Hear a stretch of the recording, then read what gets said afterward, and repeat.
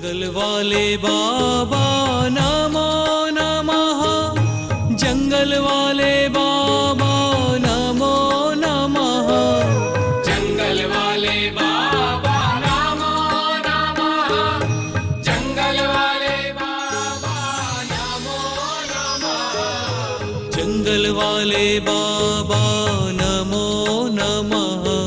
प्यारे बच्चों, आज आप लोगों का परम सौभाग्य है कि आपने हिंदुस्तान में जन्म लिया। आप लोगों के लिए ऐसा परिवेश मिला है, ऐसा क्षेत्र मिला है, आपके अच्छे माँ बाप मिले हैं, आपके अच्छे भाई बहनें मिले हैं और आपके लिए अच्छे शिक्षक मिले हैं, आपके लिए पढ़ने के लिए अच्छा स्कूल मिला है। ये आप लोगों का परम सौभाग्य है। प्यारे बच्चों, मैं यही कहना चाहूँगा, आज आप लोगों के लिए पढ़ करके हम देश का, राष्ट्र का निर्माण करने के संकल्प करके आगे बढ़े, इसी भावना को लेकर के मैं आप लोगों को आशीर्वाद देने के लिए आया हूँ। प्यारे बच्चों, आप लोगों को ऐसे काम करना अपने जीवन में। वास्तव में यदि आज आप जर्मनी में जन्म लिए होते, जापान में जन्म लिए होते अथवा रूस और अमेरिका में, चीन में जन्म लिए होते, आपके पास कार होती, आपके पास गाड़ी होती, आपके पास वैभव होता, आपके पास संपत्ति होती, आपके पास सब कुछ होता, लेकिन आपके पास संत नहीं होते। आज आपका सौभाग्य है कि हिंदुस्तान में जन्म लिया है। आज साक्षात चलते फिरते भगवान संतों का समागम आपको मिल रहा है। प्यारे बच्चों, इसका सदुपयोग करते हुए हमें सन्मार्ग पर चल करके हमें समाज का निर्माण करना है, हमें राष्ट्र का निर्माण करना है, हमें अपने जीवन का निर्माण करना है। आज ये ध्यान देना प्यारे बच्चों, आप हमारे देश के भविष्य हो। प्यारे बच्चों, आप हमारे देश के भविष्य हो, हमारे परिवार, आप अपने परिवार के शान हो, और इतना ही नहीं है, हमारे समाज के गौरव हो, और आप में वो भगवान बनने की क्षमता है, धनवान बनने की क्षमता है, महान बनने की क्षमता है। लेकिन आज हमें अच्छी तरह से मन लग करके पढ़ने की आवश्यकता है। प्यारे बच्चों, इधर उधर की बातों में अपने समय कभी बर्बाद नहीं करना, थोड़ा सा विचार कर लेना। आज यहाँ पर पढ़ने के लिए आए हो, लेकिन आपको पढ़ने के लिए भेजने के लिए आपके माता पिता को कितना परिश्रम करना पड़ता है, कितना पैसे कमाना पड़ता है। और इतना ही नहीं, अपने सारे काम आपको काम न करने दे करके स्कूल भेजते हैं माँ बाप, कितने परिश्रम करते, विचार कर लो। प्यारे बच्चों, आप इस बात को समझे थोड़ा सा और चिंतन करें कि आपके माँ बाप इतना परिश्रम करके, आज अभी आपका माँ बाप कहाँ होंगे? अभी खेत में होंगे, परिश्रम कर रहे होंगे, मजदूरी कर रहे होंगे, फावड़ा तसला उठा रहे होंगे, गोबर उठा रहे होंगे, गाय चरा रहे होंगे। प्यारे बच्चों, विचार करो। लेकिन उन्होंने इतना परिश्रम करके भी आपको पढ़ने के लिए यहाँ पर भेजा है। आपके लिए बस्ता दिया, आपके लिए पेन दिया, कॉपी दिया, किताब दिया, सारी सुविधा दी, चप्पल जूते दिए, अनेक प्रकार के साधन सामग्री दे करके तुम्हें पढ़ने के लिए भेजा है। यदि यहाँ पर आकर के यदि हम नहीं पढ़ेंगे तो हमारा क्या होगा, हमारे माँ बाप का क्या होगा? विचार करो, थोड़ा सा चिंतन कर लेना। कभी भी इधर उधर की बातों में आकर के, पढ़ाई में इधर उधर की बातें नहीं करना। जब भी सर लोग पढ़ाएंगे मन ला करके पढ़ना।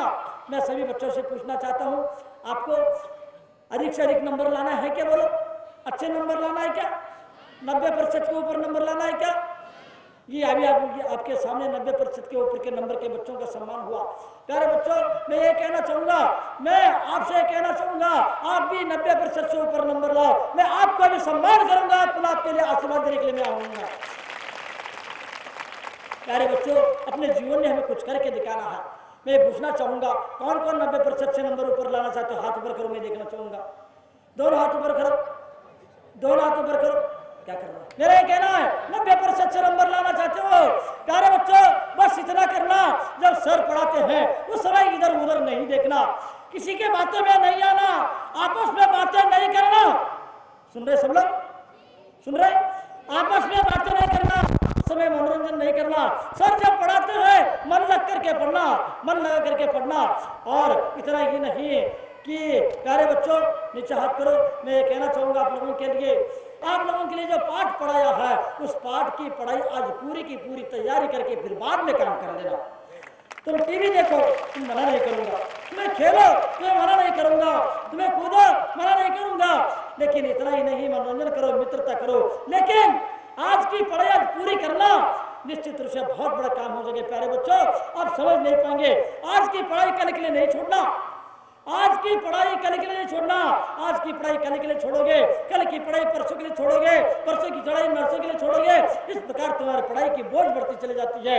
इसीलिए तुम नंबर नहीं ला पाते हो, इसीलिए परीक्षा में सफल नहीं हो पाते हो और अंत में तुम्हें टेंशन आने लगता है। बच्चों डिप्रेशन में आने लगते हैं, अनेक प्रकार के अनर्थ भी कर जाते हैं। प्यारे बच्चों, याद रखना, आप प्रसन्न रहना चाहते हो और परीक्षा में सफल होना चाहते हो, अपने जीवन में कुछ करके दिखाना चाहते हो, तो आज की पढ़ाई आज पूरी करने का संकल्प करो। सर जब पढ़ाते हैं उस समय मन लगा करके ध्यान से सुनना, ध्यान से पढ़ना, इधर उधर की बातों में समय बर्बाद नहीं करना। तुम्हारे माँ बाप को देखो कितना कष्ट सहन कर रहे तुम्हारे लिए। उनको उम्मीद है मेरा लड़का, मेरे संतान, मेरे बच्चे पढ़ करके आगे बढ़ जाएंगे और ऐसे बड़े अफसर बनेंगे और हमारा सारा दुख दर्द दूर हो जाएगा। कितने दुख में से, कितने कष्ट में से, कितने संकट में से आपके माँ बाप गुजर रहे देखो प्यारे बच्चों। लेकिन फिर भी हम न पढ़ करके और शैतानी करके इधर उधर की बातों में उलझ जाएंगे और पुनः उनको कष्ट देंगे तो हमारा जन्म लेना ही निरर्थक हो जाएगा। तुम आप अपने माँ बाप को कष्ट देना चाहते हैं क्या? बोलो, जोर से बोलो। आप अपने माँ बाप को कष्ट देना चाहते हैं क्या? बोलो। यदि नहीं कष्ट देना चाहते हो, उनके दुख दर्द को देखो, उनको समझो। इतने अपने खाने पीने का भी त्याग कर देते हैं, अपने लिए साड़ी नहीं करते हैं, लेकिन आपके लिए सारी व्यवस्था देते हैं प्यारे बच्चों। फिर भी हम ये नहीं पढ़ेंगे क्या? ऐसे में हम माँ बाप के ऋण को चुका सकेंगे क्या? नहीं चुका सकेंगे। प्यारे बच्चों, मुझे पूरा विश्वास है आज हमें इस बात को संकल्प लेकर के जाना है। यहाँ से हमें अपने माँ बाप को कष्ट नहीं देंगे, हम अपने माँ बाप को दुख नहीं देंगे, हम अपने माँ बाप के दुख दर्द को दूर करेंगे, पढ़ लिख करके आगे बढ़ेंगे और बड़ा अच्छा अफसर बन करके अच्छे काम करके हमारे माँ बाप की गरीबी को दूर करेंगे और उनके दुख दर्द को दूर करेंगे। समझ में आ रहा आप लोगों के लिए? और मन न करके पढ़ेंगे और पढ़ते समय जब सर पढ़ाते उस समय इधर उधर नहीं देखेंगे और आज की पढ़ाई आज पूरे करेंगे। प्यारे बच्चों, आपके सामने भी समस्या होगी।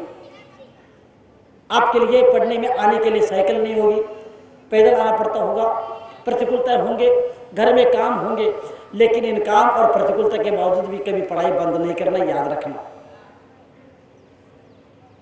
मैं भी आपके बोलूं, मैं भी आप जैसे बच्चे था, आप जैसे विद्यार्थी था, लेकिन यदि मन लगा के काम करेंगे, यदि जिद के साथ पढ़ेंगे, हमें कुछ करके दिखाना है, हमें कुछ बन के दिखाना है, तो निश्चित रूप से आप भी बड़े बन सकते हैं, आप भी धर्मवान बन सकते हैं, आप भी गुणवान बन सकते हैं, आप भी महान बन सकते हैं और बच्चों आप भी भगवान बन सकते हैं। की आवश्यकता है प्यारे बच्चों। जितने भी बड़े महापुरुष हुए हैं, सारे के सारे लोग प्रतिकूलता में के बावजूद भी पढ़ लिया है। एक नदी पड़ती थी और नदी में से भी जब चले जाते थे, जब बरसात के समय में नदी में बाढ़ आती थी, उस समय नदी को तैर करके चले जाते थे, लेकिन पढ़ते थे और वे आगे बढ़ जा करके क्या बन गए? ऐसे गरीब होने के बावजूद भी, प्रतिकूलता के बावजूद भी वो पढ़ते आगे बढ़ गए और आगे जा करके वो क्या बन गए? हिंदुस्तान के क्या बन गए? प्रधानमंत्री बन गए। प्यारे बच्चों, तुम भी सीएम बन सकते हो, तुम भी पीएम बन सकते हो, तुम भी महान बन सकते हो, तुम भी इंसान बन सकते हो, तुम भी भगवान बन सकते हो। ये सारी शक्ति तुम्हारे में विद्यमान है, लेकिन अंदर झांकने की आवश्यकता है। थोड़ा सा विचार करेंगे, प्रतिकूलता के बावजूद भी कभी पढ़ना बंद नहीं करना। अनपढ़ होने के कारण क्या समस्या खड़ी होती देखा है कि तुम लोगों ने?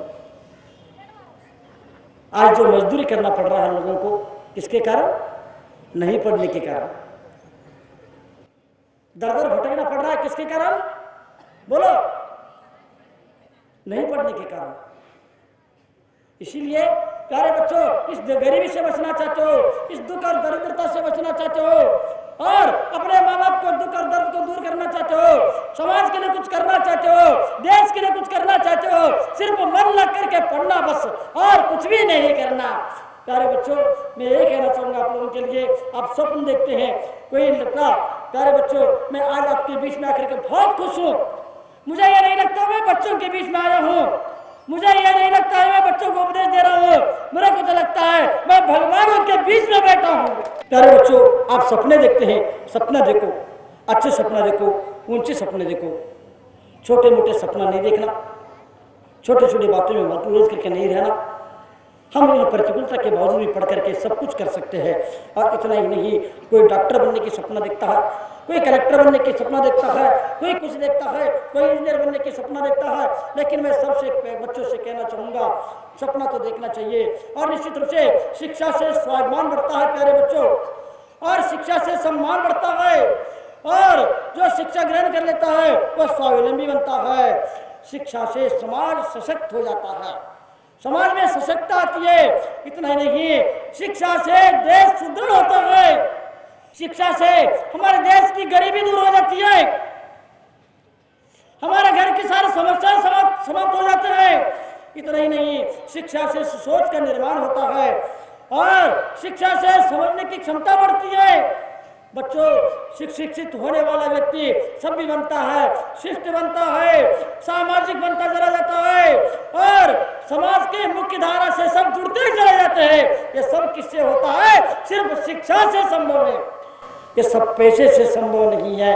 मुझे पूरा विश्वास है, किंतु आज कभी कभी लगता है जितने जितने सुशिक्षित होते जा रहे हैं उतने उतने स्वार्थी और संकीर्ण होते जा रहे हैं। पहले सामूहिक कुटुंब चलते थे और सब लोग संयुक्त कुटुंब में रह करके अपने जीवन यापन करते थे, लेकिन आज व्यक्ति जितना सुशिक्षित होता चला जाता है उतने संकीर्ण होता चला जाता है। सिर्फ अपने बेबी तक रहना चाहता है, सीमित रहना चाहता है, अपने बच्चों तक सीमित रहना चाहता है, अपने माँ बाप को भी भूल जाता है। लेकिन आप लोग अपने जीवन में ऐसे कभी नहीं करना। आपके ऊपर आपके माँ बाप का कर्ज है, आपके समाज का आपके ऊपर कर्ज है और आपके लिए आपके ऊपर देश का कर्ज है। इस देश के कर्ज को चुकाना है प्यारे बच्चों, अपने जीवन में कुछ बन के दिखाना है और कुछ करके दिखाना है। मैं यही कहना चाहूँगा, राष्ट्र निर्माण के लिए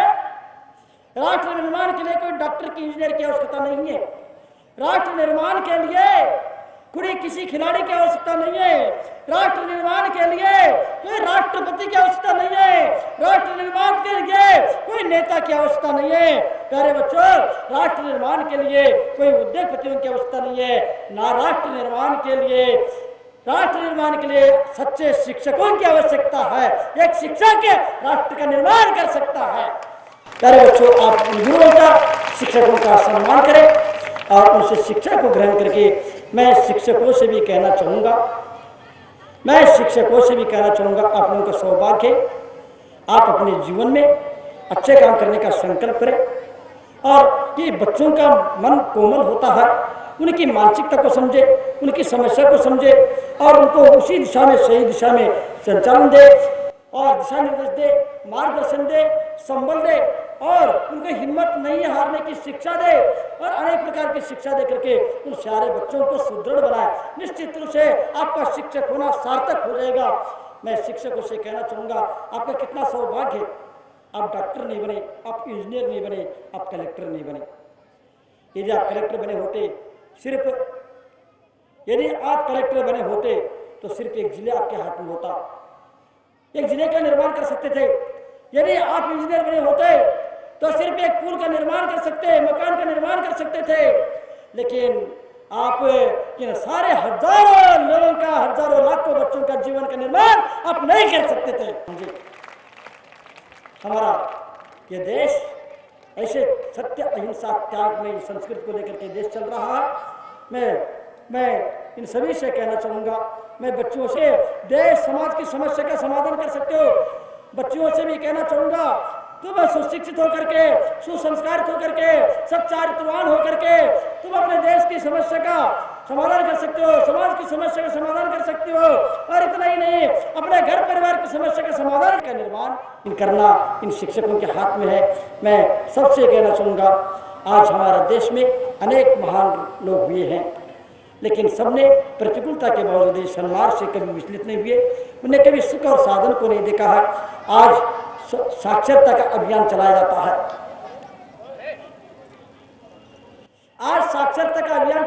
है, लेकिन साक्षरता का अभियान का मैं निषेध नहीं करता हूँ।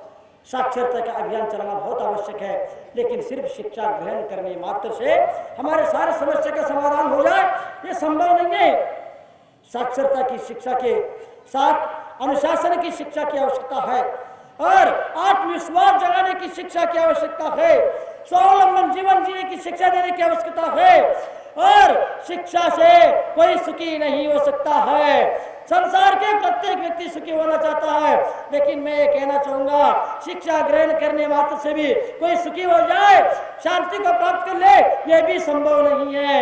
मैं तो ये कहना चाहूंगा यदि आप सुखी होना चाहते हो तो शिक्षा के साथ साथ बच्चों को सुसंस्कार देने की आवश्यकता है। बिना सुसंस्कार के वह सुशिक्षित भी सुखी नहीं हो सकता है। बिना सुसंस्कार के वह सुशिक्षित भी मिस्टर खड़े हो जा, खड़े हो जा। सुखी होना चाहते हो तो सिर्फ शिक्षा लेने से भी सुखी नहीं हो सकते हैं, सिर्फ पैसे कमाने से भी सुखी नहीं हो सकते हैं जब तक हमारे अंदर सुसंस्कार नहीं होंगे। यदि हमारे पास करोड़ों रुपए लेकिन हम सुसंस्कारित नहीं है, हम सदाचारी नहीं है, हम दुराचारी है, तो हमारा दुख कोई दूर नहीं कर सकता है। भगवान भी हमारा दुख दर्द को दूर नहीं कर सकता।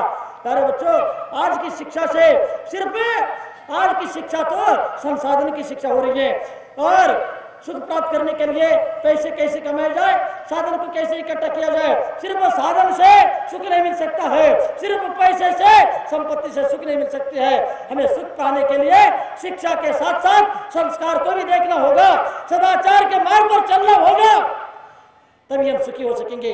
हम पैसे तो कमा ले और दुराचार के मार्ग से चले, हमारा सुख हम कभी सुखी नहीं हो सकते। मैं यही कहना चाहूंगा, शिक्षा किसका नाम है? जो हर समस्या का समाधान करे वही सही शिक्षा है। समस्या खड़े करने वाला शिक्षा नहीं हो सकती है।